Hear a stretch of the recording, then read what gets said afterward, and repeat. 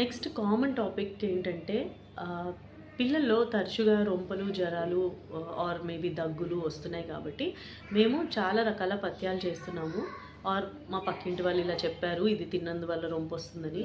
లేదు citrus fruits పెడితే రొంపొస్తుందని, అరటిపండు పెడితే కఫం వస్తుందని, లేకపోతే నెయ్యి, బెల్లం ఇలాంటివి వాడడం వల్ల కఫం పెరుగుతుందని, ఇలాంటి చాలా చాలా అపోహలు ఉన్నాయి. ఇన్ఫ్యాక్ట్ ఈ అపోహలు ఏ రేంజ్ వరకు ఉన్నాయంటే తరచుగా ఫీవర్ వచ్చే పిల్లల్ని అసలు వీళ్ళకి ఏంటమ్మా పెడతారు మీరు అంటే ఇవేమి పెట్టమండి, ఇడ్లీ, చారన్నం, మజ్జిగన్నం. సో ఇడ్లీ, చారన్నం, మజ్జిగన్నం ఈ మాత్రం పదార్థాలతో how can we think that వీడికి సరిపడా న్యూట్రిషన్ అందుతుందని. సో ఇవి మోర్ ఆఫ్ అపోహలు and very limited scientific knowledge. So కొంచెం ర్యాషనల్గా మనం ఆలోచిస్తే మనకే అర్థమవుతుంది. సో ఈ 5 పదార్థాలు మీరు ఎట్టి పరిస్థితుల్లో మానాల్సిన అవసరం లేదు. అవి ఏంటంటే బెల్లం, వెరీ హై ఇన్ ఐరన్, చాలా మంచిది, ఎనర్జీ కూడా రిచ్ సోర్స్. సో పప్పు ఉండలు, బెల్లంతో చేసిన ఉండలు, జీడిపప్పు అచ్చులు ఇలాంటివన్నీ, బొబ్బట్టు, పరమాన్నం ఇలాంటివి మానాల్సిన అవసరమే లేదు.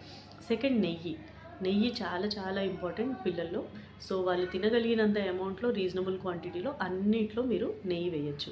నెయ్యికి కఫానికి కూడా ఎటువంటి సంబంధం లేదు. మంచి ఆవు నెయ్యి కనుక మీరు తెచ్చుకోగలిగితే డెఫినెట్గా నెయ్యి ఇవ్వచ్చు. In fact it is a kind of lubricant.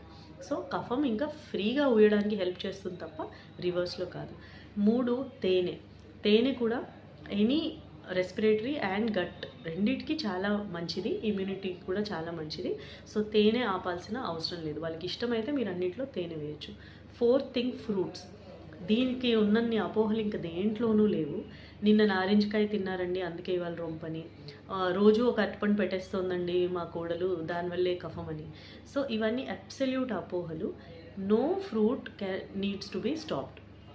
Fruits అనేవే న్యాచురల్ కాబట్టి మీరు ఎక్కువ భయపడకుండా, ఈ ఫీవర్స్, రొంపలు ఇవన్నీ పిల్లల్లో చాలా చాలా సహజం. రిపీటెడ్ వీడియోస్లో నేను చెప్తున్నాను, 2 to 5 ఇయర్స్ మధ్యలో స్కూల్ అప్పుడే వెళ్తూ ఉంటారు, లైక్ 3 ఇయర్స్కి. కాబట్టి ఆ టైంలో వీళ్ళకి డెఫినెట్గా పక్క పిల్లల సోర్స్ నుంచి ఫీవర్స్ వస్తూనే ఉంటాయి. వాటికి ఫుడ్ ద్వారా అని అపోహ పెట్టుకుని అన్ని ఫుడ్స్ మానేయకండి. Fruits are absolutely normal. Even దగ్గు, రొంప ఉన్న పిల్లల్లో కూడా కొద్దిగా అది స్టిక్కీగా ఉంటుంది కాబట్టి మింగడం కష్టం దగ్గు, రొంప ఉన్నప్పుడు తప్ప. వాళ్ళకి నిజంగా ఇష్టము, తింటాము అంటే వాళ్ళకి మీరు ఇవ్వచ్చు. అండ్ 5th థింగ్ ఈజ్ పప్పు అయితే అసలు ఎప్పుడూ ఆపాల్సిన అవసరం లేదు. చాలాసార్లు ఏంటంటే చీమ్ పట్టేసింది, ఏదో సెగ్గడ్డలు వస్తున్నాయి పప్పు ఆపేయండి అని, లేకపోతే మొన్న నిమోనియా అన్నారు అంటే చీమ్ కదా ఆటోమేటిక్గా, సో పప్పు ఆపేసామని. సో అసలు పప్పుకి వీటికి ఎటువంటి సంబంధం లేదు. 5th ఏంటంటే నాన్ వెజ్ ఆపడం, లేకపోతే ఎగ్స్ ఆపేయడం ఇలాంటివి. అంటే ఫర్ ఎగ్జాంపుల్ చాలామంది ఏం చేస్తున్నారంటే ఫీవర్లో ర్యాండమ్గా టెస్ట్ చేసినప్పుడు ఒక లివర్ ఫంక్షన్ చేయించి అందులో ఏదో కొద్దిగా ఎంజైమ్స్ హై ఉన్నాయని చెప్పి సో వీళ్ళు ఆల్మోస్ట్ ఒక 6 months పాటు పథ్యం చేయడం అని. సో ఇలాంటివి absolutely unnecessary. Eggs, non veg అన్నది ఫీవర్ నుంచి వాళ్ళు కొద్దిగా కోలుకున్న వెంటనే, ఎప్పుడైతే వాళ్ళ డైజెస్టివ్ సిస్టమ్ బాగుంటుందో అప్పుడు మీరు పెట్టేయచ్చు. ఫీవర్లో పెట్టాలా అంటే యూజువలీ అవాయిడ్ చేయమంటామా 3-4 days, ఎందుకంటే అంత ఫాస్ట్గా అరగదు కాబట్టి. But if a child really likes non veg, అది తప్ప నేను తినను అంటే you can definitely give. And last వచ్చేసి పెరుగు. దీని గురించి కూడా చాలా చాలా అపోహలు ఉన్నాయి. పెరుగు అనేది natural probiotic, very very helpful. In fact పాలు బెటరా, పెరుగు బెటరా ఒకటే సెలెక్ట్ చేసుకోండి అంటే కొంచెం పెద్ద పిల్లలు అయితే పెరిగే చాలా మంచిది, ఎందుకంటే చాలా ప్రోబయోటిక్ ఉంటుంది కాబట్టి. ఎట్టి పరిస్థితుల్లోనూ మీరు పెరుగు ఆపాల్సిన అవసరం లేదు. వాళ్ళకి కోల్డ్ అయినా, కాఫ్ అయినా, ఫీవర్స్ వస్తున్నా ఇన్ఫ్యాక్ట్ ఇది హెల్ప్ చేస్తుంది తప్ప దీనివల్ల అది కాదు.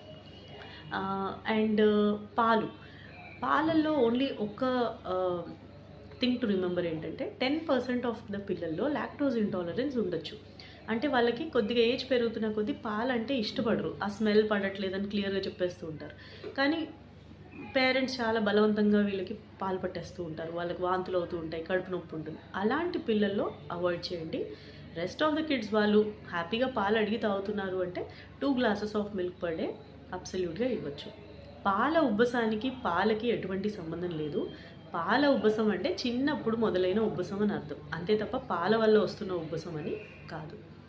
ఐ థింక్ కొన్ని అపోహలు నేను క్లియర్ చేశాను అనుకుంటున్నాను. ఇంకో టాపిక్తో మళ్ళీ